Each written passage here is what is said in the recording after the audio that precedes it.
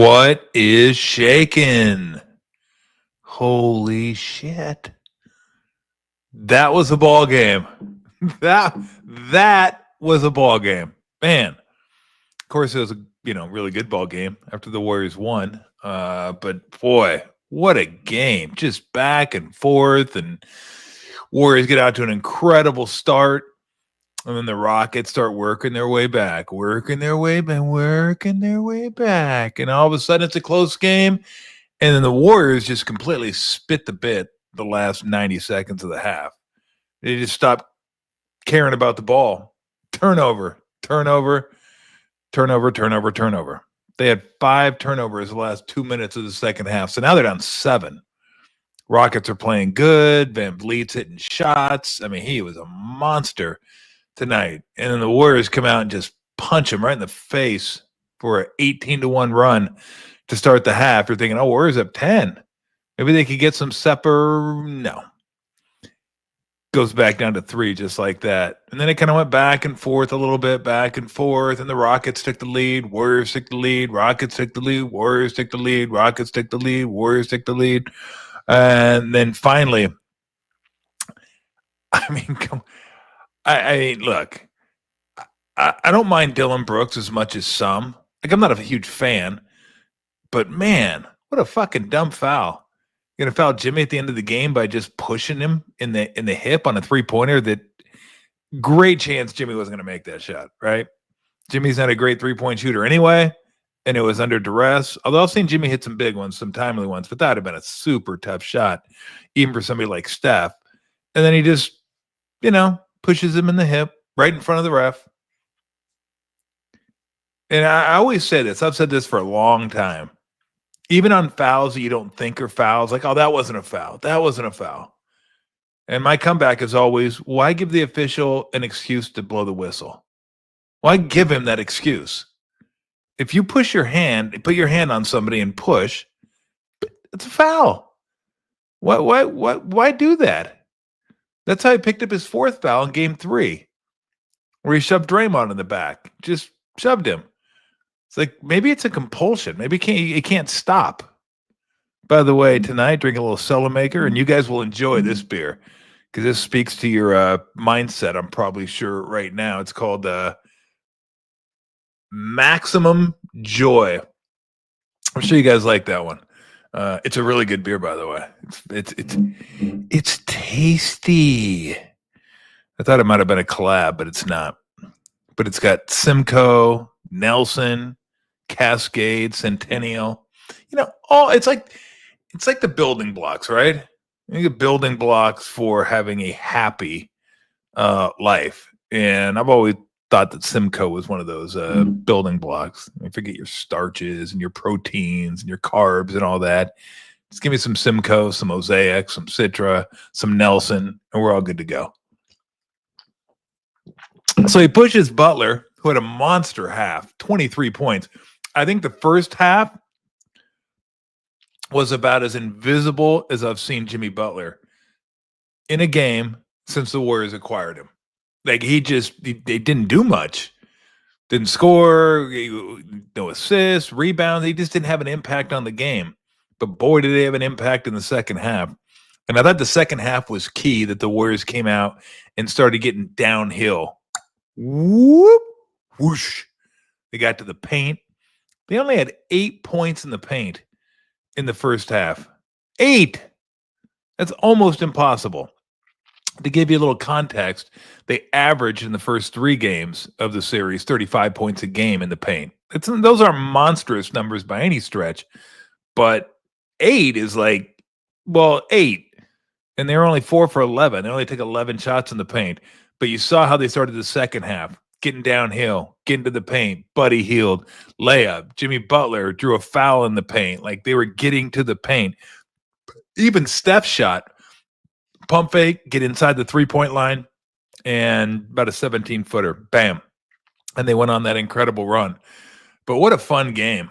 And if Amen Thompson ever figures it out offensively, that dude's a monster. He's incredible. He's like Doc Ock out there. He has 8 limbs that are just like boop, bop, bop, bop.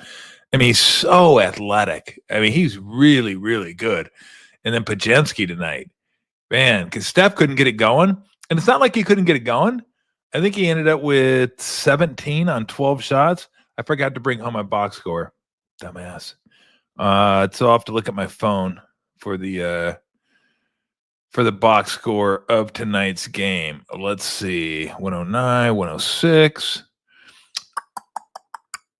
Yeah, Steph, 17 points on 13 shots. Still pretty good. It's just he only got 13 shots. And as soon as I get done with you animals, I'm going to go watch the second half of the game where it was zone versus zone. I've never seen so much zone in a basketball game. And the Rockets went virtually zone the entire second half. The Warriors went a lot of zone in the second half. I got to figure out that Rockets zone. I don't know if it was a 2-3 that morphed into a box and one. And for those that don't know, so a 2-3, you have two guys up top, three guys in the back line, and they each have their areas to guard. And each 2-3 zones can be different, right? A lot of times you'll have a 2-3 zone where a guard will take the ball, and let's say the guy's moving left, so he'll go with him. And then the other guard will go to the free throw line. So now you're in help position.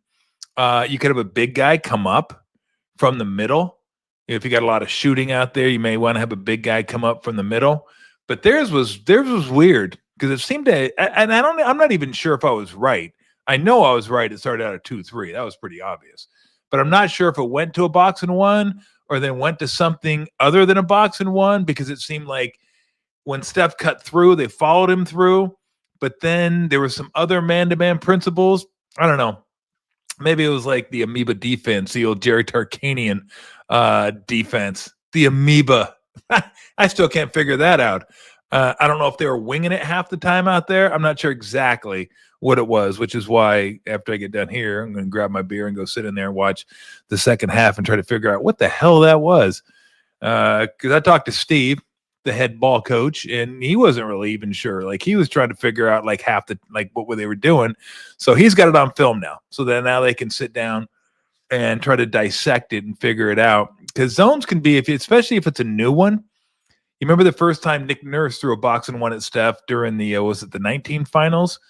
Let's see, 15, 16, 17. Yeah, 19 finals, where Toronto got him.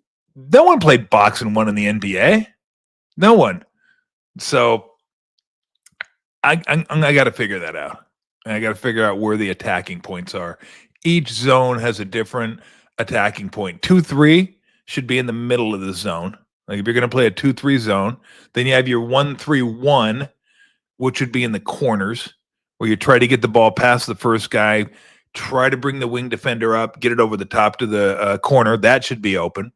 Dunker spots may be open. Anything along the back line where you try to isolate that single defender. If you can get past the front line, then you got lobs available for you on the weak side. So I'll have to figure that out. But anyway, so they kind of bottled Steph up a little bit, but Pods was incredible tonight. I mean, he was awesome.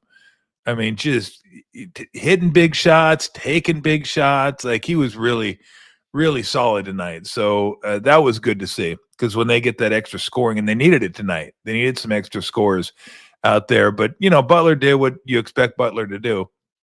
Get to the free throw line, get to the paint, hit some big shots. And, they countered with Şengün, who had a fantastic game, 31 points, but 28 shots. So I always tell you guys, it's not how many you score, it's points per shot. And his was a little over 1, right about 1.1, which is still pretty decent. Yeah, that's pretty decent. But Van Vliet was just a monster. Like, I'm not sure exactly what his points per shot were. He was, 25 points on 13 shots. So that's two a field goal attempt. That's impressive. And then Butler's is probably going to be high because he got to the free throw line so many times. Yeah, he 27 on 12 shots. This is over 2 points per shot attempt. Pajemski was 26 on 16. Very, very good. Steph, 17 on 13. Very good. So, and Buddy was okay tonight, 15 on 15 shots. But I thought his defense was pretty good too. So, hell of a win, 109-106. And then at the end of the game, right, they try to run a Van Vliet Şengün action, because those have been the two best players all night. And they're hoping to get a switch there. They're hoping to get Draymond off of Şengün, but they didn't quite get that. And as good as Şengün is, and as crafty as he is, their best against the Warriors' best defender in Draymond, I'll take that any day of the week. I'll take Draymond and on Şengün one-on-one any day of the week. And if he scores, you just tip your cap and say, hey, well done. You earned that one. Because Draymond can body him. He can force him out a little further than he wants to. And he was, I mean, that was incredible. And he played the last, 7 minutes with 5 fouls because he got 2 fouls on one play. How was that? He got 2 fouls on one play where he got the flagrant. I'm still not sure about the flagrant either. By the way, come for the replay, stay for the hoops. Can we have more fucking replay, please? More. I mean, that first half, I'm like, are we going back to the Ring Central? I mean, they got their money's worth tonight. That's who sponsors the replay. It's like, we get Ring Central. I mean, how many times I heard Ring Central tonight? It's like, good night. Hopefully, we get no replays. Don't worry, Ring Central. You get enough in this game to tide you over for a game without replays, because it seemed like every other, for about a 4-minute stretch, every other stoppage, let's go to the monitor. Let's go to the monitor. And I'm still not sure how they knew that Draymond rolled over with intent on Eason's head. It's a little violent. He may have, but I don't know how you know that he did that. So here's what I think happened. I think they would have given him a T had he not already gotten a T, but didn't want to give him another T because then he would have been out of the game. And you don't want to do that as an official. You don't want to kick a guy out of a playoff game, and you don't want to be the story at the end of the game. So I think they decided, well, we got to give him something here. They didn't have to. I wouldn't have given him anything. And so they gave him the flagrant because they couldn't, or they didn't give him the T, which was a smart thing. You don't want to get the guy kicked out again. And so what was the other thing I wanted to talk about? Oh, end of the game. We always talk about fouling up 3. I'm a foul guy up 3. Make him make a free throw and then get a rebound. The only problem is Steven Adams is out there, and that dude just mauls guys. Like, he just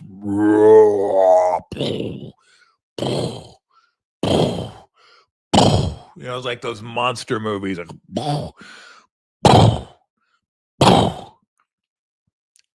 I don't know that I would have fouled either, because you foul, you miss. Steven Adams probably going to get the rebound if they miss it correctly, and maybe lay it up and tie it anyway. Or maybe you foul him too, and then he lays it up and in, and you got a chance to lose. So I thought they might, but once he got to half court, he had too much speed going. And if you're Looney there, you don't want to reach in and get one of those, and he just goes right up through your hand and hits a 3-pointer. And now it's like, well, damn, we could lose the game now.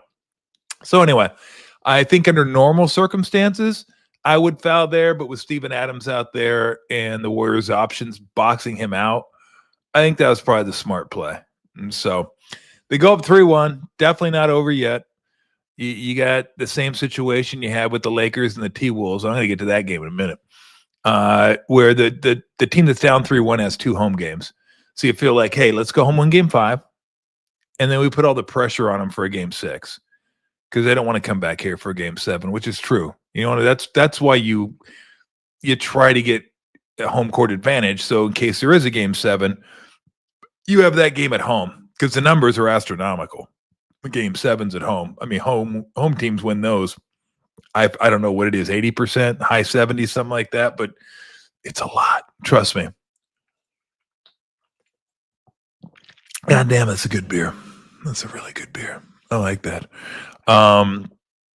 So Tim asked me this before the game, what adjustments do the Rockets make? And I don't know what they have. What do? You don't have any more, any guys coming off the bench that you may try to give you a different look. I said, you just got to shoot the ball better. And as dumb as that kind of sounds, yeah, of course, you got to shoot the ball better. No shit. But for them, when they shoot the ball, they already play rugged defense. They rebound their ass off. So they got those. Those are constants. I'm not sure how many offensive rebounds they had tonight. Didn't seem like a ton. 13. That's not terrible. I think the first game they had 20 or 22. Like, that's ridiculous. You can't give up that many offensive rebounds.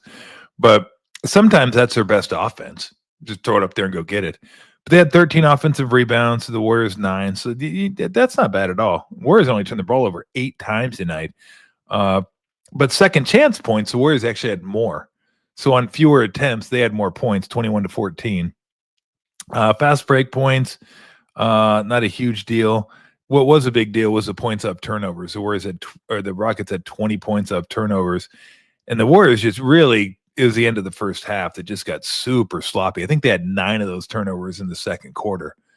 They just I don't know what the hell happened, but they were like, whoa, this is a basketball? What do we do with it? You take it. You take ball. But after that, they were pretty good. Somebody just popped up. Yeah, they did have the Jabari Smith Jr., Adams, and Şengün, but again, they have to make shots. Like they don't have to. They can beat you other ways, but when they do make shots, they're tough as hell to beat. That's why I thought it was such a good win, because they did make shots tonight. I said Van Vliet was incredible. They held Green down again, only 8 shots. Dylan Brooks had a few jump shots. Even Thompson scored a couple buckets outside the paint. Does that dude have helium in his veins? Like, he jumps and he just floats. It's like he jumps, and then the Warrior defender jumps, and then the Warrior defender comes down, and like he's still up in the air. That guy's wild. He's just wild. Again, his shot is busted. Like, he just has a busted shot. And if he ever figures out how to shoot, how to get some form, get his legs into it, get the hand and let the ball sit on your hand properly, and then, pop, do the gooseneck. And then, look, I know how to shoot. My shot was busted too. Like, I could shoot though, but you don't want to see my follow through. Like, I had hands going this way, I had fingers going this way. It was sick. Sometimes I see myself in some of my follow throughs. I'm like, oh, bro, what were you doing? What is going on with that? It's like when somebody videotapes my golf swing. I'm like, don't ever do that. And then that's all I have in my head is that broken ass golf swing of mine. And sometimes I make good contact, but boy, it's never anything to look at. But if he ever figures that out, I mean, this guy is like super athletic, really good defender, good offensive rebounder. He's active as hell, but he can't shoot. Like, he can't shoot. And that's kind of the Rockets thing, is that they don't have a bunch of shooters on the team. So when they do shoot well and they do shoot from 3 well, they're really tough to beat. So again, really, really good win for the Warriors tonight. And we'll see if they can go wrap it up. We'll be leaving tomorrow to go to Houston game on Wednesday. Early game for everybody out there. And so 4:30 here, I believe it is. And speaking of that zone that I'm about to go watch, we talked to Steph after the game. And Steph said he thought it was a 2-3 to a box and 1. But I'm still not positive. I still got to go look for myself and kind of figure this thing out. So, because it was pretty effective in keeping Steph out of the action, but the Warriors still had 59 points in the second half. I mean, a lot of that was early, right? A lot of that was early, and then they went to the zone. So the zone was actually pretty effective because they had 18 points in the first, 5 minutes? And then after that, they got 41 points. So, I mean, not terrible, but not, as the man-to-man, they carved that up early. And so Warriors had 86 shots, 9 more than the Rockets, but the Rockets, bro, make a free throw. I mean, seriously, they've missed 22 free throws over the last 2 games. If my math serves, and it does, they are 33 for 55 over the last 2 games. Let's just put that at 63%. It's going to be right around there. And you're thinking you lost 2 games. Like the other game got stretched out a little bit the last 3-4 minutes. This one was close throughout. You're probably going to use those 12 free throws, those 12 points. I think the Warriors had one more point from the free throw line and 9 fewer attempts. So, yeah, that's not good. That's not good. So, anywho, if you guys want to chime in, we'll take some comments. But just a good win. A good win. And by the way, I should say this too. Is Tim Roy into beer? Yeah, he likes his beer. I usually bring some for everybody at the end of the game. He likes beer. I'm not sure if he's quite as into it as I am. Like, I don't think he gets into all the like hops and the breweries and stuff like that. But yeah, he likes a good beer. Absolutely. So, the fuck was I going to say? I don't even know what I was going to say. That's what I get for saying we'll take comments. I had something I thought that was going to be illuminating to say, but apparently I didn't. Do I feel like Houston's cooked? No, I never feel that way. I always hate when people say, oh, this is a must-win game. Unless it's a must-win game. For Houston, it's a must-win game. There's 2 must-win games. One, if you're going to be eliminated, you like how I did that? 2 must-win games. One, hey, look at me. Look at that. Hey. If you're going to get eliminated from the playoffs, then you got to win it or you're done. And I mean eliminated from the playoffs in the regular season. Or 2, you're going to lose the series if you lose. Like, I hate when people go 2-0, must win, can't go down 3-0. Well, yeah, I mean, no one's ever come back. So, it's about as close to a must win as possible. But last I checked, if you lose 2-0, you still have to play another game. You can't just say, yeah, we quit, we're done. We can't win. So, but I don't feel like they're cooked because they have 2 home games.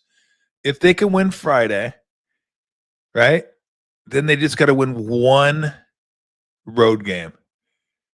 And then it's game 7. Now, that being said, I feel like the Warriors are fully equipped to win a game 7 in Houston. I do. I just think they're a little better balanced. That's why I thought they'd win this series. Now, I'd much rather prefer they win in 5 and just get this thing over with. Because here's another aspect to it. The West is a bitch. OKC, Lakers, or Minnesota. Minnesota's in the same boat. Lakers come home and win game 5. Then Minnesota's got to feel like, oh, damn, we got to win game 6. We ain't winning game 7. That's the Kings. They ain't winning game 7. So now, could they? Yeah, of course they could. Any team that has Ant Edwards can win wherever you're going to play. So I don't think those series are over. But so either one of those 2 teams can advance. Clippers or Nuggets are going to advance. So the West is brutal. And you want to if you can get a series done early, it behooves you to get that series done early. My point is, you don't want to have to go 6 or 7, knowing that the next series is probably going to be 6 or 7. And then you might get Oklahoma City waiting for you that's played like 10 games and you played 14. You don't really want that. So, but the series are about what I thought they'd be. I mean, highly competitive. 2 of them are 3-1, but they've been really good games. I mean, this series has been fantastic. I've enjoyed it. The Wolves series has been, fantastic. Although the first 2 games were blowouts. One, for the T-Wolves, one for the Lakers, but the last 2 have been really, really good. I mean, the Wolves, kind of like the Warriors in game 3, got away from the Lakers at the end, but it was tied 103-103, and then the Lakers just shut their offense down. I think that I looked this up. The Lakers have been outscored by 36 points, 9 points a quarter in the fourth quarter. In each game the Lakers have played against the Wolves, the fourth quarter has been their lowest scoring quarter. And they've been outscored by an average of 9 points. That's not a way to get a victory. Getting outscored in the fourth quarter by 9 points on average. That ain't good. Of course, if you played your bench occasionally, maybe those guys wouldn't be as gassed as they were this weekend. Yikes. Jared Vanderbilt, Gabe Vincent couldn't get like 4 minutes. I mean, seriously? Anywho, and so you want to get it done quick. So if you get it on 5, beautiful. Beautiful. And then you hope the Lakers win game 5. And you hope that one goes 7. And you hope those teams extend each other out and beat each other up some more. So, and, another thing, what was the best move by Kerr? Was a hack of Adams forcing Emi? I don't know. Yeah, I mean they got him out there for a little, got him out of there for a little bit, but I don't even know if I would have taken Adams out, even if he makes 1 out of 2. That's still 1 point per possession. That's not terrible. It's actually decent. I mean, it's decent. It's not great. You want to be above that, but it's not bad. So I don't even know if I'd have taken him out. But I'm not sure. I mean, Buddy in the starting lineup. I mean, after a game they won, I don't know. Expected that. Of course, Butler was going to play when Butler came back, but he put Buddy in there instead of Moody, and Buddy's been playing good. So, and the defense has been pretty good. He's hit some timely shots too. Do I see Buddy remaining in the starting lineup? Yeah, I think so. I think Steve likes that group and the way Buddy's playing right now. So, and again, Buddy hasn't been terrible on defense. I'll have to go back and watch it again. I sound like a real coach, don't I? I don't know. Let me watch the film. I don't know when I go back and check the film. I'm not sure about that. I'll have a better answer for you when I watch the film. So, but I think his defense has been pretty decent. So, and he gives you floor spacing. That's the great thing about Buddy. Like Steph gives it to you in spades, right? Steph's the best. Even when he's not hitting shots, you have to think he's going to hit that shot. So your whole defense gravitates toward him. We call it the Steph Curry gravity. And with Buddy, it's the same way. Not to the extent of Steph, but you have to respect him. You have to fly out to him. You have to be a little closer to him. And that opens up a little more space and a little more room, passing lanes, cutting lanes, driving lanes, all those things when Buddy's out there. So, yeah, I'd be surprised if he decided to go with anything else than the lineup he had tonight because he wanted to get off to a great start, and they got off to a great start. So I absolutely expect that lineup to be the lineup for next games. Or they're not playing Jalen Green at the end of the game. He's their leading scorer. Yeah, but did you see him tonight? He wasn't very good. So I don't blame him. And plus, was Jabari Smith Jr. out there? Or was it Van Vliet, Brooks, Şengün, Adams? I think it was Jabari Smith Jr. was out there. Or was it Eason? No, I think Jabari Smith Jr. was out there. I don't know. Let me go watch the film. But Jabari Smith Jr. can stretch the court a little bit better. And Jalen Green just didn't have it. I mean, that's kind of Jalen Green, though. Explosive, can get you 38 and then get you 9. Like, he just can't put it together. He's not a good enough shooter. He's a great athlete. But that's the difference between playoff series and regular season.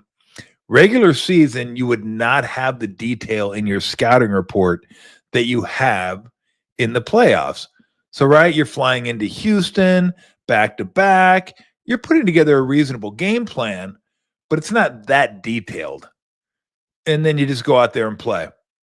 And guys can go ahead and get off and get loose and get to what they want to get to because you have, but when you are in a playoff series, they grind these things down to the granular level. Like they know what a guy's move is on the left side of the court, on the right side of the court. Does he shoot it going left? Does he shoot it go right? When does he go to the hole? Does he go to the hole left? Does he go to the hole right? Does he like on the dribble handoffs? Does he like going to the hole? Does he like pulling up? Do we have to go under the screen? Do we have to go over the screen? When he's on the right side of the court, which way does he go? When he's on the left side of the court, which way? All those things. Like you're all ready for it. And then you have the defense loaded up behind him too. Like everyone knows what guys want to do. So they know where they need to be. Like you don't get that in the regular season. So I just think with Jalen Green, like he's still growing, but it's tougher in the playoffs. And he's not quite there yet. And he can be inconsistent. So that's probably why he wasn't in there at the end of the game. Surprised we didn't see more man getting downhill. He was good. I thought he got downhill a lot. Like, I don't know about you, but oh God. No, come on, kid. Don't be turning the damn show off, okay? We're rolling here. You're trying to do that to me. Damn kitty. Come here. Say hi to everybody. What's up? So no. I know what you're trying to do. I know it. Go over there. Go to the right. This little demon here. Pip was already in here. I don't even know if you saw Pip, but Pip's got he's a little more courteous. Like, she's like, I get it. You're doing a show, do your show. And Kit's like, I don't give a shit what you're doing. I'm going to do what I want to do. If I want to walk on your computer and shut your show off, I'll walk on your computer and shut your show off. So try me. That I think Draymond was going to get ejected.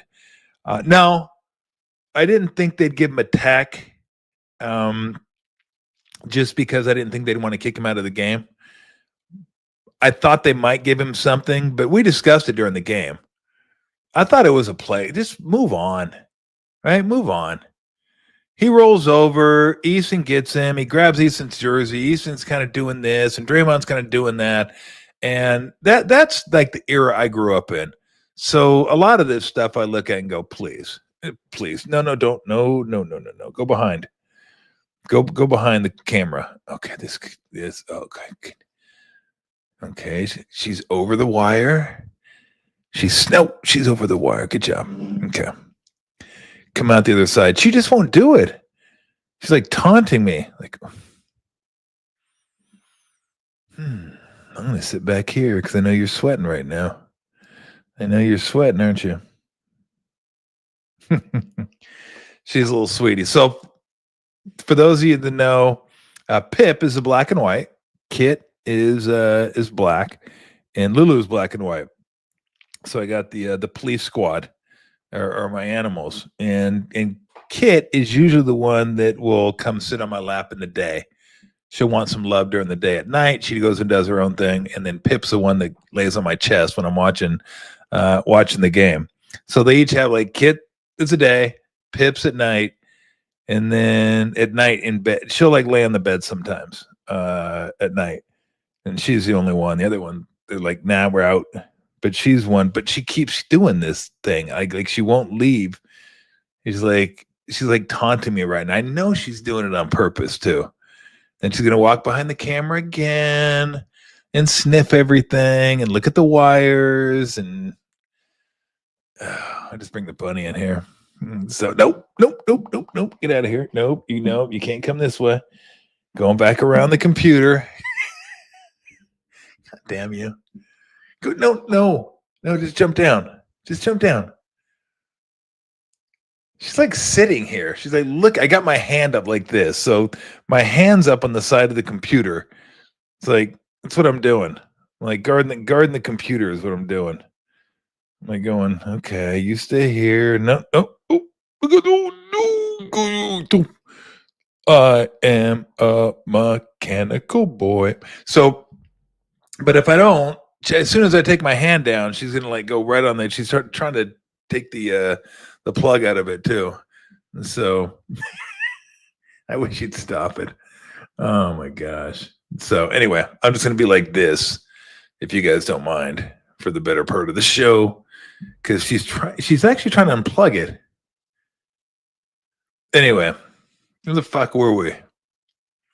I feel like Leslie Nielsen in The Naked Gun. And where was I? I don't know where I was. So, Green better be careful Wednesday. Houston will be trying to bait him to do something. Everybody always baits Draymond trying to do something like that. You kidding me? It's not just the Rockets. It's just they have one of those guys too, in Dylan Brooks. Like that's what he does. Like he's a professional instigator. And again, I know everybody hates Dylan Brooks. I don't hate him because if he was on the Warriors, you'd like him. And if Draymond were on the Rockets, you would hate Draymond. We talked about this on the show a number of years ago. Like, what Bay Area athletes / coaches would you hate the most if they played for somebody else? And Draymond's the first one that came to mind. Can you imagine Draymond playing for the Lakers? How much you would hate Draymond? Oh, you'd hate Draymond. Can you imagine if Jim Harbaugh coached for the Seahawks or the Rams? Oh, you'd hate Harbaugh. You'd hate him. There are some guys that you're like, well, I couldn't even hate that guy if he played for the opposition. Like, I can't imagine myself. Could you hate Buster Posey when he played? I don't even care. Well, you guys are psycho. If he played for the Dodgers, you would have hated him because you hate all Dodgers. But there are Dodgers. I don't like the Dodgers. I can't stand the Dodgers, but I love Kershaw. I love Kershaw. Kershaw's a stud. And Posey's like, you're going to like Posey no matter what. But there are some guys you're like, oh, I love that dude because he's ours. That's why I love that dude. And that's why you love Draymond. There is nobody, no Warrior fan, if you're an honest Warrior fan. This guy, I can't even pronounce your name. Say go Dodgers. No, this is not a go Dodgers thread. I'm not as anti-Dodger as most of the people that are listening to me right now, but trust me, you are on the distinct minority on this one. But I'm an Angel fan, so yeah, F the Dodgers. So thank you. So I'm not. I don't think the vitriol I have is like Giant fans, but yeah, growing up in LA where everything was Dodgers. Everything was Dodgers. It wasn't Angels. And rightfully so. I totally get it. I have no love for the Dodgers at all. And so here we go. We got all the beat LA, FLA, got all that. So good to go. So all right, we'll continue on with comments, but I did have to get a couple thoughts in, a couple like 4 or 5 non Warrior thoughts. First off, I want to talk end of the Lakers-Wolves game. What a disaster the end of this game was. Great game, by the way. Like every bit as good as this Rockets-Warriors game. What a great game. And I wanted to see the Lakers win that game just so it would go 2-2. I want to see that one go 7. It's fun to watch. And, well, if the Warriors win this series, they're going to be playing the winner of that series. So go 7. Play as many games as possible. And the Lakers had the lead. 10 points going into the fourth quarter. And then they, frittered it away. I don't know if they frittered it away, but Anthony Edwards took it away. That's a bad dude right there. Anthony Edwards is a bad dude. So they're back into the game. They take the lead at the end of the game, right? 3-point lead. And Lakers come down and bang a couple of threes. You had Austin Reeves hit a 3, Dorian Finney-Smith, bam, bam. Now they're back up 3. And you're like, oh, we're good. Yeah, we're solid. So it comes down to the last minute. The Warriors, I keep saying the words, Lakers have a 2-point lead. First mistake. Trap Ant Edwards, pass it to Randall, who passes it to McDaniel. Lays it up. Fine. Game's tied. Except Reeves fouled him. You can't foul there. When you're up 3 at the end, like the last minute, last 45, you can't foul there. You can't go from being ahead to being behind. You can be tied. That's fine. You can be tied, but you can't be behind.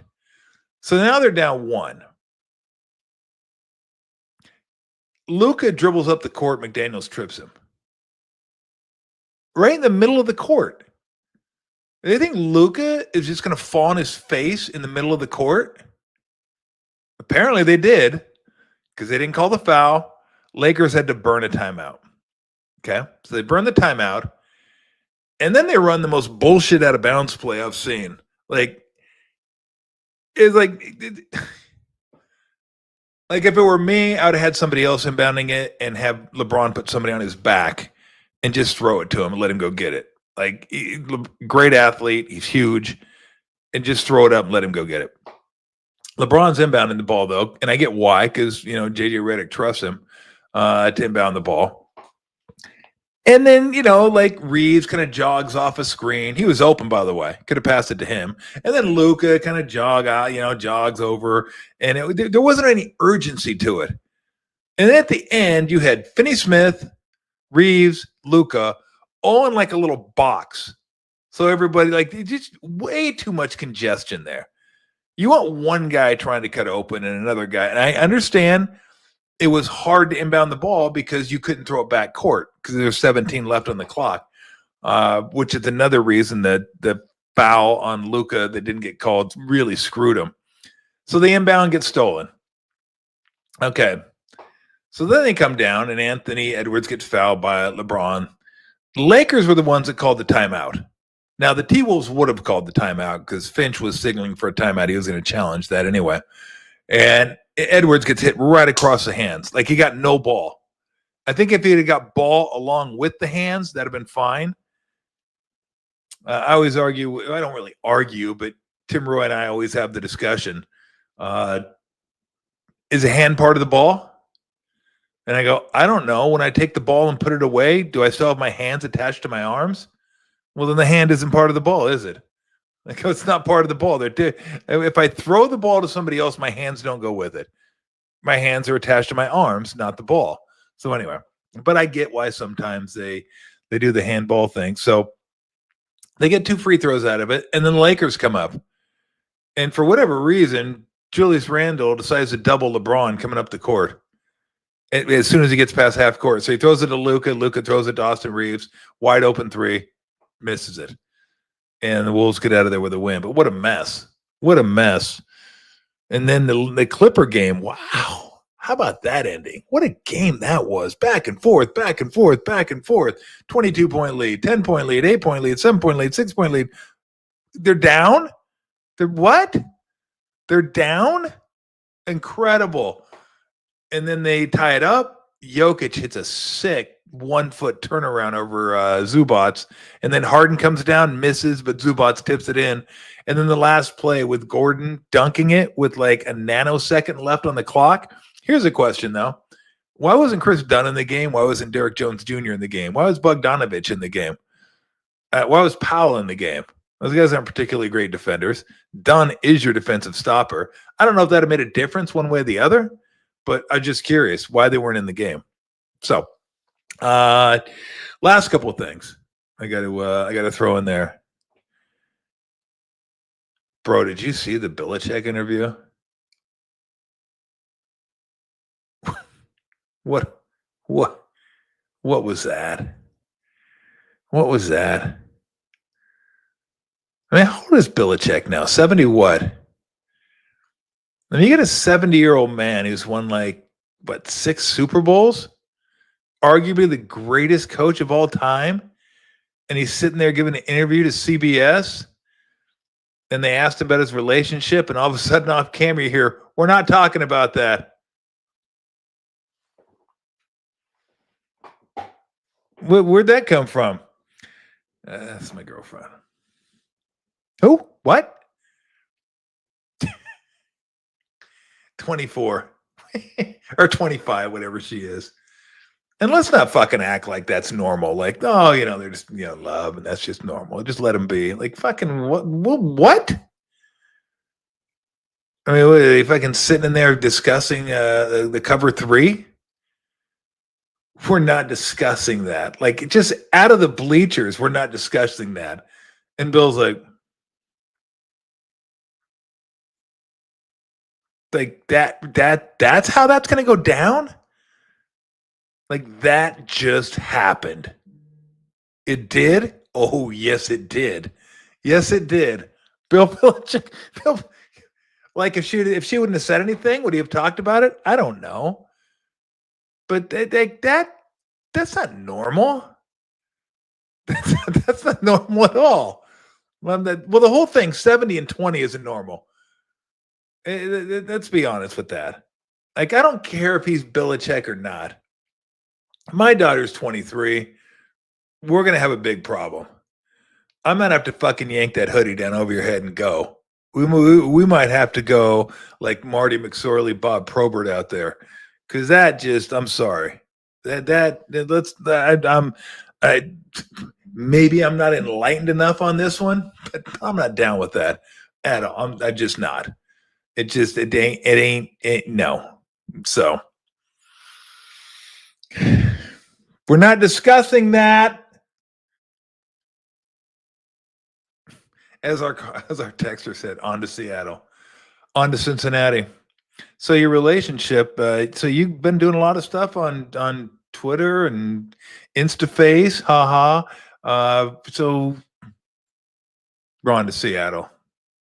We just got to be better. We got beat in all 3 phases of the game. The players got to be better. Players got outplayed, and coaches got outcoached. And we just got to be on. We just got to be better next week. We got to be okay. Like, had his Navy sweatshirt on. What a recruiting deal for Navy, huh? Navy's like, please take that off. please take that off. Like, that doesn't reflect well. I mean, please don't. And I heard North Carolina's not that thrilled with it either. Well, no shit. You're not that thrilled with it. You're your coach doing an interview that's going to be a puff piece anyway. It's for his new book. And then you got his girlfriend / publicist / manager from the bleachers. We're not discussing that. What she said. Bizarre. Just, oh, man. Everybody said it was cringy. I didn't think it was cringy. I was eating it up. I was like, oh, that's good stuff right here. Look at this. Like, but is she going to be in his headset? Like, red dog. Red dog. It's 2nd and 1. Red dog. All right, let's go red dog. Let's do it. I could just see her up there. She's going to have fucking headsets on and everything. Challenge it. Like you're going to be like, what? Where'd that come from? Challenge it. Yeah. Go ahead and challenge it. Who fucking challenge it? What are you talking about? Right? A challenge. Yeah, we are. A challenge it. It's just so odd. So fucking odd. The whole Shedeur Sanders thing too got out of control. Like I didn't talk about him last week because I'm just like, that's it. That's all everybody's talking about, and I didn't really care that much. But the fact that he kept like just plummeting, I was like, okay, this is starting to. Let me give you my analogy as to why I think he dropped to the 5th round. And by the way, did you see the Browns GM? What is it, Aubrey? I can't remember the Browns GM's name. And Stefanski. After he got drafted and they showed him in the draft room, they went full on golf clap.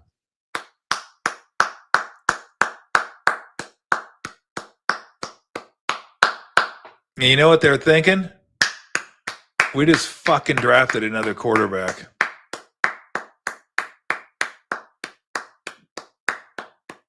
Andrew Berry. Thank you, Ogden. After the camera went off from, they're like, fucking, did we just draft another quarterback? We did, didn't we?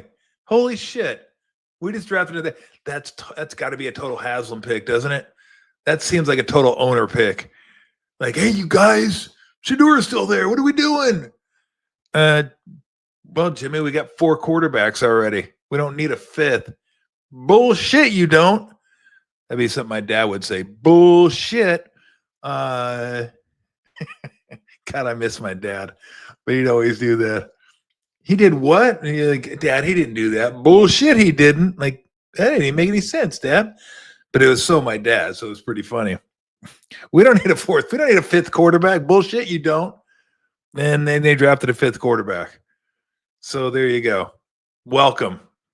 Shedeur and Dylan Gabriel. Who had that one? Nobody, because it shouldn't have happened. And again, I know it shouldn't have happened because Barry and Stefanski were.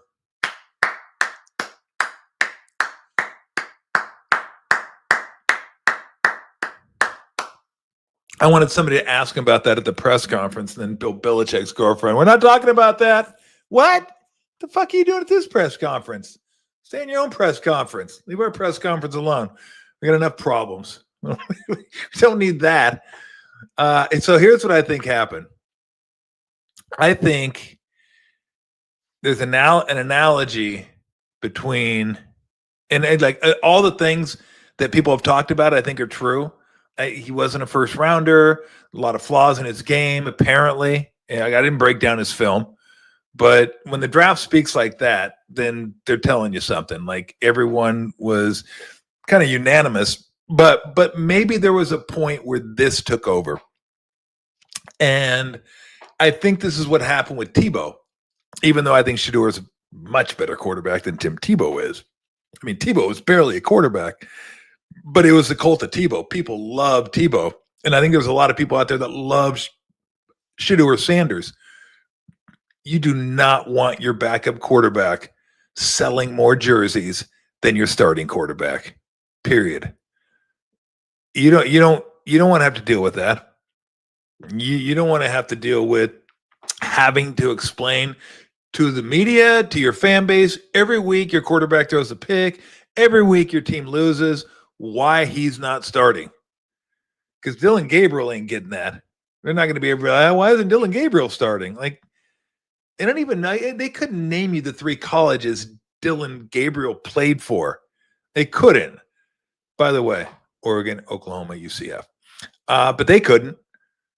But they wouldn't care. But Shedeur Sanders is another story. That's why people didn't want Tim Tebow. Not that he couldn't be of value to a team a little bit. They didn't want their backup quarterback selling more jerseys than their starting quarterback because everyone wanted Tebow. Anytime something went wrong, everybody wants Tebow. And you're thinking to yourself as the head coach, I ain't fucking playing this guy. I don't want to play Tebow. All right? Unless like two other quarterbacks go down, we ain't playing Tebow. But that's all. And then the owners, right? The owners love that stuff. They eat that stuff up, like the celebrity stuff, because it generates more interest and sells more tickets. And, the owners are interested in that, right? It's a business. You want to make as much money as possible. So more tickets, people talk about it on the talk radio, fans are into it. That's all anybody's talking about. And whether it's good or bad, it's Browns, Browns, Browns, Browns, Browns, Browns, Browns, Browns, Browns. And as an owner, you're loving that free pub. So you're good to go. Guess what, though? Owner doesn't have to deal with it. Stefanski and Barry are the ones that have to deal with it. And they're like, I don't want to deal with it. I don't want to deal with it. I don't want to deal with it. And then it got to the 5th round and Haslam probably said, nope, you're dealing with it. You're dealing with it. And 31 other teams said, oh, shit, thank you. Thank you. Because my owner was about to make me draft him too. And I have nothing against him. Like, I don't care. People always say, somebody said Shedeur will start. He could start one game this year. Wouldn't surprise me. I have nothing against Shedeur. And people are saying, I wish him the best. I don't really give a shit one way or the other. Like, if you make it, you make it. You don't, you don't. You play, you play. You don't, you don't. I don't have any vested interest in these guys. Like, I love when people go, oh, I wish him well. And fucking, what do you care? You're just saying that because you think, well, that's kind of the polite thing to say. I should probably say I wish him well. I wish him well. And then you fucking go to bed and never think about that guy again. Like, yeah, I don't wish him ill, though. I don't hope he goes out there and, eats a pile of dog shit. Like, I hope he, I hope he's healthy. And then I don't even hope that. I just don't care. Like, I don't. It's not my scope. Like, I go to bed at night and I wake up in the morning and I think about certain things, right? The people that are in my sphere, the people that I connect with on a daily basis, my family, my friends, all that stuff. I wish all them well, and I hope they're healthy. They're a part of my life. If you're not a part of my life, like, how does it affect me? It doesn't affect me. I don't really care. Like you people here, I care. You're on the show. You're part of the family, and we're doing this thing and enjoying our time together. So I wish you well. If I didn't know you, I wouldn't give a shit, because I wouldn't give a shit to know. I wouldn't give a shit to care. It's like saying, Tom, I heard this guy broke his leg in 7 different places in Pakistan. Like, fucking, I don't know who there. Like, I mean, shit. I mean, there's a bunch of people out there that fucking, are dealing with hardships. I can't wish everybody well. I don't know everybody. So anyway, it's a long way to say when people say I wish him well, like, why do you care? You don't care. You're full of shit. You don't care. You're just saying it because it sounds like the thing to say. And it does. It's better than saying, I hope that guy eats shit. But you wouldn't say that either because you don't care. So anyway, my point is, whatever happens, happens. But I'm definitely not wishing him ill. I hope, like, there's a lot of people out there that want to see him crash and burn just because of who he is. And apparently, I mean, super cocky and all that stuff. I mean, and one of the reasons you get the golf clap and Stefanski and Barry, like, when you're drafted in the 5th round, they show you and you get the legendary thing behind you. It's like, oh, man. Because all football coaches want to know is, are you about football? Period. Just be about football. We don't want anything else. We don't want any distractions. Football may be more than any other sport. We just want you into football, period. We don't want you branding yourself. We don't need you selling stuff. We don't need the Twitter. We don't need the social media. We don't need all that. We just don't want distractions. So just play football. So, but if he plays this year, man, that'd be cool. See if he's any good. I think there's a lot of interest. I just don't have that much interest. Now, if I bet on the Browns and he's starting, I will have interest. I will absolutely have some interest. So but that's about the extent of it. But I just don't think anybody wants distractions, and I think they view him as maybe a distraction because of his celebrity and his dad. Although I don't think Deion's been through this. I can't imagine it's a big deal. Like he's just going to tell him, look, you got to earn your spot, earn what's given. What you get is what you earn, all that kind of stuff. But whatever. I'll pay about as much attention to him as I do the other rookie quarterbacks that play. Because I'm always intrigued by the rookie quarterbacks. How good are the rookie quarterbacks going to be? Because you saw quarterback in the NFL last year, in the last few years. Like, bro, we need some more good quarterbacks. So the more good quarterbacks, the merrier, as far as I'm concerned. What beers am I bringing to Houston? Gabriel asked. That's a good question. It's a light trip, though. I probably only bring like 2. That's all I'll need. We're only one night in Houston. One night in Houston makes it. Anyway, Murray Head, by the way, if you're wondering. One night in Houston, and then the game is early on Wednesday. So we 4:30 West Coast time, 6:30 Houston time. Game's over. Get back on the bird and get back home. Probably early, or late Wednesday night, maybe early morning, like 12:30, something like that. So yeah, probably 2 beers. That's it. Be a light trip. I might stuff everything in a backpack, right? Might change your clothes in a backpack, extra set of socks, extra pair of underwear in the backpack, toothpaste, toothbrush. Toothbrush will definitely be in a different compartment than my underwear, my socks. That's filthy. So what else do I need? I need my phone charger. I need my my meds, phone. My change for the game, collared shirt, same shoes. That's about it. I might do that. And I'm not sure. We're still debating whether we're going to have a show. Might not have a show Tuesday or Wednesday. Might just come back Thursday and do a show possibly.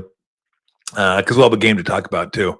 So that'll be fun. So I'm not sure if I'm going to lug all that stuff with me. But we'll discuss that after the show with the crew, see what they got going on. Am I on the same plane as the players? No, I'm not, but they are on the same plane as me. That's how I like to look at it. It's a privilege for them to be on the same plane as me. So we're all on the same plane together. And that's kind of how I like to put it. Although I will say this is something that you guys may or may not find interesting, but it is my show, so I'm going to bring it up. Back when I played, our bus, singular, one bus, had everybody on it, the whole traveling party. And the traveling party consisted of a trainer, 4 coaches, and players. That's it. And maybe like a GM or an executive, something like that. But the Warriors now have 3 buses. And they're not alone. This is the whole NBA. It's like players, executives, training staff, which training staff, I mean, they could no, I don't have a problem. 2 beers. 2 beers could be good. Could be 3, but maybe. Houston, we don't have a problem. We'll take care of the beers. The training staffs now could take care of like a whole, we got there, Kip, like a whole regimen.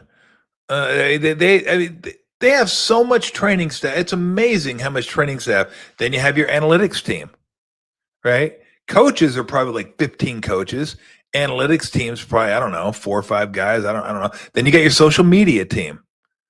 Then you got your broadcast team. Then you got your PR team. I mean, it's amazing how many people are on this. The point I'm going to make is this. So we all traveled to the game together, right? And then when the bus stopped, everybody got off and left the bus. Now, and I don't know when this started. I'm not sure exactly when this started, but the bus pulls up to the arena. It would go underneath, and then the bus stops. We all get out. But everyone sits on the bus until all the players get off. The players get off the bus first.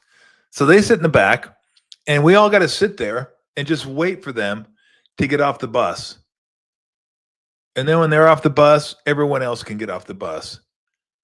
And I was like, when the fuck did this start? What? We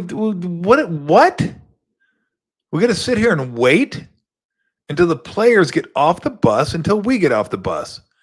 That's the way it is. So I want to know who started that. I'm going to launch an investigation into what team started that, because I'm assuming this is an every team thing now. Like everybody does that. I think the players aren't spoiled enough. Get off the bus, Your Highness. Please. So I can get off the bus. I go to the bathroom. Get off the bus now. Thank you. But it's a weird thing. It's kind of a weird thing. But no, the Warriors are great. Traveling with the Warriors are incredible. It's all first class stuff. One of the things that Steve did when he got there is we have like a training, not really a training table, but where everybody eats. Well, really, LeBron started it. I mean, you could be right. I'm not saying you're wrong, but it's just funny that you'd pick out that name. So we have an area, and the players eat in this area, and it's usually like a ballroom somewhere. And the one cool thing that Steve does that the other coaching staff didn't do was everybody eats together. You come down, you want to eat, the players are there, the broadcasters are there, staff is there, like whoever is there can come in and eat. And they don't segregate the players from everybody. The prior staff, the players had to eat and only the players ate. And then when the players got done eating, then the rest of the crew could come in, like totally separating the players from everybody else, which I thought was kind of bullshit. It's just stupid. It's not like anybody's going in there and asking for autographs. Like I sit down next to Steph and like I'm eating my chicken sandwich or whatever and going, yo, Steph, can you sign this for me? Like, you think we are tools? Like, of course we're not. Like, nobody's going to be stupid enough to do that. But yeah, you don't want to know what you want to know. You feel like a tool is when you're standing outside the room waiting for the last two players to eat, which is why I hardly ever ate in that room. When I traveled at that time, I just went out and paid for my own meal. I'm like, well, yeah, you look like an idiot. If I can stand around here waiting for these guys to get done eating so I can go in there and eat, what, I'm going to breathe my cooties on them? Oh, we're sick. Oh, Tom's in here. No. But Steve's like, no, everybody can come in. That's the one thing I love about Steve, among many things that I love about Steve. He's not only collaborative, but he's inclusive. Like everyone's included. And he makes everyone feel included. And so yeah, but there is a cool Mexican restaurant. I think it's Mexican. Tex-Mex maybe in Houston that we're going to go to on Tuesday night. So watch some basketball. They got a couple TVs out there. The weather's usually pretty good at night, kind of warm. So I'll go have a beer over there and watch some hoops. And so, all right, let's get some comments going. We'll get some comments going, then we'll get on out of here. And so, but yeah, I did like, we got to wait till these guys get off. That, bro, that was the weakest tack I've ever seen. When Steph got the one for taunting, saying two, I thought he was saying peace. Peace. Oh, by the way, let me divert off to Steph tech talk because I just thought of that. Nothing's funnier than my man Tim Roy doing the promo for Wu-Tang coming to town. When Tim says Wu-Tang's last visit to I go, I don't know, there's just something funny about you saying Wu-Tang. I don't know. Maybe it's the same with me, because I like to think of myself, I'm super hip. But just when Tim says it, I'm like, there's no fucking way you're listening to Wu-Tang, is there? Although he did surprise me. He did say Wu-Tang was for the kids. So I'm like, that's pretty funny. But when he does a promo for Wu-Tang coming to town, I'm like, I just get a kick out of that. No, that was all weak. That was all weak. Like, really? Two? That's taunting? And then Dylan Brooks ripping the ball? Okay. Like, I had to guess what was going to happen. I told Tim, I go, the only thing I feel confident about is Dylan Brooks getting a technical here. for ripping the ball out of Steph's hands. That's the only thing I felt confident at. I guess they thought he wouldn't have ripped the ball out of his hands if Steph didn't go peace. But who knows if Dylan Brooks, he might have done it anyway. And then Draymond got one. I wasn't even paying attention to Draymond. Lesson learned: always pay attention to Draymond in scrums, always, to see what's going on. So you're talking to the wrong guy on this one, though. I thought that was all kind of whatever. And then the Eason Draymond thing was whatever. Let's just move this thing along. Let's not go to the Ring Central replay again, please, where I got to see John Goble with the headset on.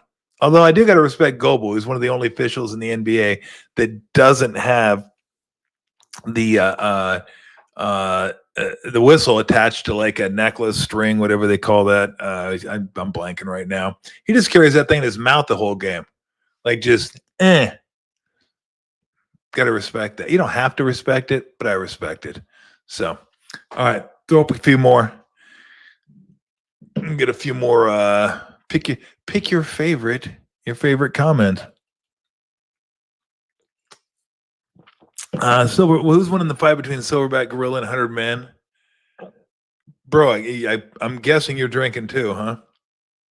I'm going to tell you the 100 Men ain't going to be me. I'm not going to be a part of that because some of them are just going to get fucking ripped apart. Have you seen those things? Like, those things are massive and massively strong. But I'll go, 100 Men. Come on. 100 Men. Like, you got to go. Yeah, absolutely. I'm going 100 Men. But I don't want to be the first one in. I'm not the first one. You know, I'm not the first one on the beach in Normandy.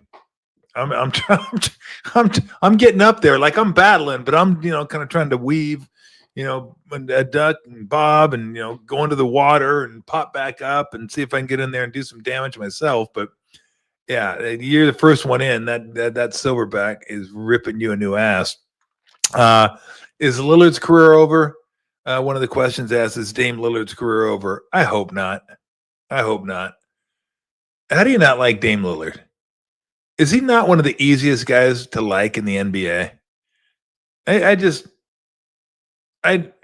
Now, I told you earlier, I don't care about, saying I wish him good luck, but I've met Dame Lillard and he's part of the NBA family, so to speak. So some I care more for than others. But I just love watching him play. I love hearing him talk. I love the things he stands for. And it was a bummer to see him get the blood clot and have to miss a month. But I hope this isn't the end, because he's going to miss all next year probably, or close to it, with that Achilles. So it just sucks. And I always say, come playoff time, I want to see all the players healthy. I want to see the best versus the best. I don't want to see a diminished team. I don't want to see I don't want to see one team win because the other team's diminished. And I think the Pacers were going to beat them anyway, because the Pacers are good. They're athletic. They're young. They're long. I like them a lot. So I thought they would win anyway. But now it's over now. But, at least with Lillard, it gives you a chance. He can go off for 40 any game, maybe even more. But just, to come back from what he came back from and then blow his Achilles out, that just sucked. You could just see him sitting on the ground, like, unbelievable. Like, he had to be thinking to himself, unreal. Just unreal. So I do wish him the best, and I hope he comes back next year, because he's just one of the fun guys to watch play. And so is it more of players for Warriors with experience that's helping the Warriors in crucial situations because Houston didn't have a Curry? Well, Curry helps, obviously, in any situation. But yeah, I think experience helps too. I think experience helps. When you look at the Rockets and their experience, right? Van Vliet's been to the finals, won a finals. He was part of that Toronto team that beat the Warriors.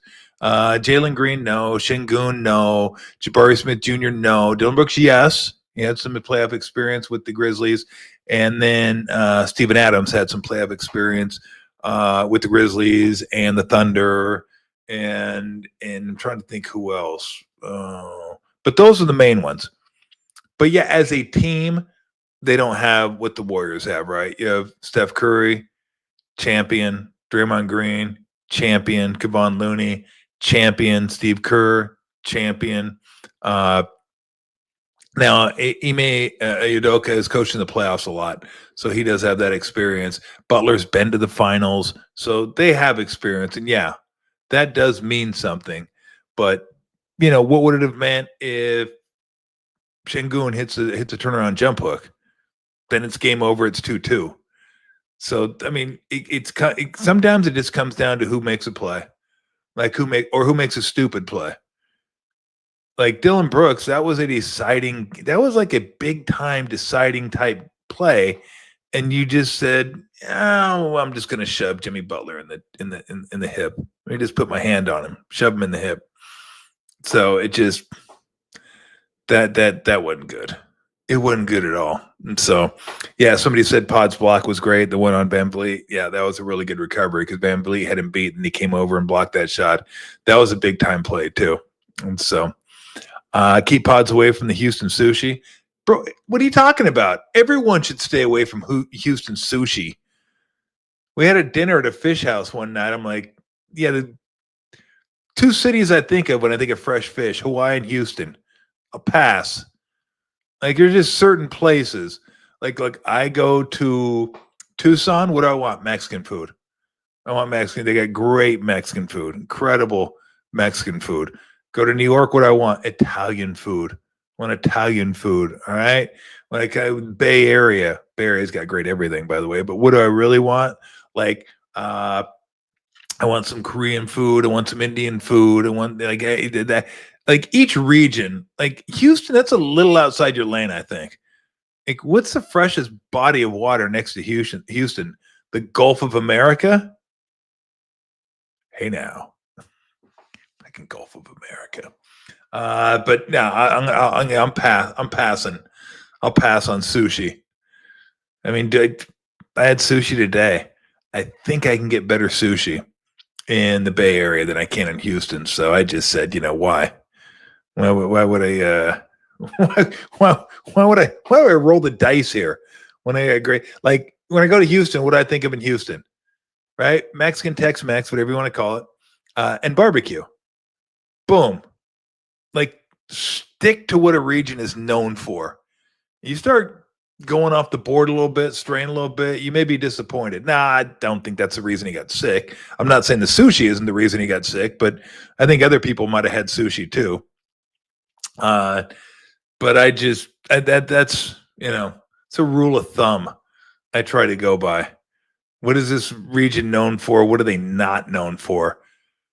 Let's stick with what they're known for. Let's just go that route and see how that works. So yes, tomorrow, Mexican it is. Rockets look way better when Ben Vliet has the ball in his hands. Well, they try to give him the ball all the time. Well, yeah, it does look a lot better when you hit 8 threes. Yeah, I don't think he's going to do that again. Like that was, if you're Houston, you want to win that game that Van Vliet hits 8 3-pointers. No doubt about it. So, all right, we have any more? What time is it? Oh, fuck. It's 12:40? Holy shite. 100 Girl Scouts versus me. Who would win? They beat the crap out of me with cookies is what they do. They take all those sleeves of Thin Mints. They'd probably put them in the freezer, harden them up, and then just beat the pulp out of me. That wouldn't be a fair fight. I'm not hitting Girl Scouts anyway. You kidding me? Just because I call them terrorists doesn't mean I'm hitting them. Although, get those cookies out of my face. All right? Just because I'm going to Safeway doesn't mean you get to attack me coming in going. I couldn't do it, but I know there's got to be people out there. There's got to be people out there that think, why are you hitting me up on the way in and way out? You already asked me when I was walking in. Don't ask me when I'm walking out. I already told you no. And I know there's people like me, sickos, that walk out and go, get the fuck away from me. I told you no. Okay? Beat it. Scram. Out. I already bought 4 boxes of your cookies yesterday. Stop hitting me up again. They should have video of your face so they can see it. Like, oh yeah, we already hit this person up. Let's not talk. We don't need to talk to him again. Do you think McMillan is going to be the real deal with the Panthers? I hope so. Teteroa McMillan was awesome with the Wildcats, and Bryce Young actually looked like he could play a little bit. Like I thought, oh, this guy might be just toast. And then the last half of last year, I'm like, okay, that's why you wait. That's why you wait. Just give everybody a few years. Don't try to tell me whether they're a bust or a great pick in the first year of their career. It can go a lot of different ways. Like when people tell me Jaden Daniels in the top 5 quarterbacks, and I'm like, stop. He had one incredible year. Let's wait until the coordinators all have film on him, make some adjustments, and then see what he can do. I think he's going to be really good, but I like to wait and see. Like Brock Purdy, I go, give me a year. Give me a full year, if not a little over a year. So even after his second year when he came back and he was lighting the league up, I'm like, give me 4 more games. Give me 4, give me 5, give me one more game. And then after the game occurred, I'm like, yeah, this guy's good. Yeah, I like him. Do the Warriors put a bow on the series? I don't know. It's going to be tough. All these games have been tough. They've all been tight late in the fourth quarter. So Rockets are going to definitely give a big-time effort. They always do. And even more so. They're going to be super desperate. Of course they are. So it's going to be a tough one. It'll be tough. Can the Warriors get it done? Yeah, they can. Will they? I mean, who knows? I don't have a great feel for it, but I do have a great feel for they'll win one out of the next 3. Does it mean they will? No, it doesn't. The more if the Rockets win Game 5, they're going to have confidence coming into Game 6, start feeling a little better, and then the Warriors start thinking, "Oh crap, we don't want to lose this one." That's all the psychological stuff that I love that goes into a 7-game series. I hate when people go, "Is this a crucial game?" Or is this a must win? Or is it? I already told you about must wins. Must wins only occur when you can be eliminated. But every game's a big game. You only have to get to 4. Like it's not best of 11 or 30. It's best of 7. First 1 to 4 wins. Is 3 any more important than 1 or 2? And they're all important. Every game's important. All right. A 2-game winning streak is devastating. Right? You lose 1 game, you feel like you lost for 7 straight over the course of 2 weeks in the regular season. Like it's hard. It's hard to take those L's. So yeah, I mean everyone's a big. How big is this game? I don't know, just big as the next game, or the one that was just there. They're all big. It's a race to 4. We're trying to get to 4 before they do. Of course, they're all big. Stop asking me dumb questions. Anyway, all right. Got any more? Maximundo. Before we get on out of here, 3, 2, 1. Oh, that's it. Sorry. All right. So we're not sure what we're going to do Wednesday and Thursday, or Tuesday, Wednesday. We'll definitely do a show Thursday, and then Friday we'll do something. Not sure what though. No, I mean, well, either we'll do a show Friday, or we'll do after the game Friday. That's a possibility too. It just works out better because there's more stuff to talk about. So, oh yeah, Reed said Giants are on fire. I haven't really gotten to much baseball yet. I will. I'm too consumed with basketball right now, and hockey. I'm trying to watch some hockey too. And so, but Friday we'll either have a show or we'll have a post game. And we'll leave it at that. We'll figure it out. We'll get it. I mean, I'm trying to do as much as I can during the playoffs, but we'll try to come on at least after the shows. The only reason we're not doing a post game on Wednesday because it's early and I'm traveling. And as much as I love coming on with you guys, I'm not fucking staying behind in Houston. Okay, just not going to happen. So, so we'll let you know. We'll keep you posted. You can follow on Instagram, Twitter. Again. My once every other show, subscribe if you like it. Cool. If you want to subscribe, that'd be great. I guess that's about it. Max, are you ready to call this thing? Max says yes. Max looks like, I don't even know if Max is fucking, it looks like he's falling asleep on me over there. He's like laying down on the couch. Like I'm the one doing the show. I should be tired. I did a damn game, Max. Max over there like, what? Oh, okay. Yeah, let's go ahead and call it. All right. Everybody have it. It is 12:46. Good night. I do have to get up and travel tomorrow, you animals. All right. We'll talk to you. Keep you posted this week. And again, we'll have something for you later in the week. Take care, everybody. Out.